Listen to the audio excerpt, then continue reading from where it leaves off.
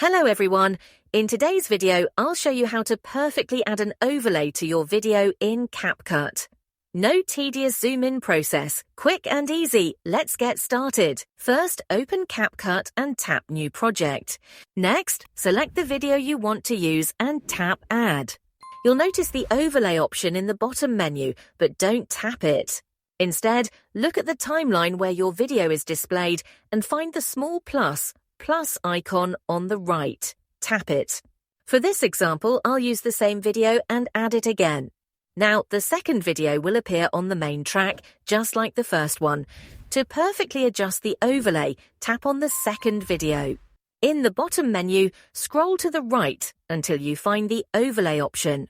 Once you find it, tap it and position the overlay wherever you want. I'll place my overlay at the 3rd second and add some animation, but feel free to customize it as you like. And that's it. If you enjoyed the video, don't forget to like and subscribe. Thanks for watching.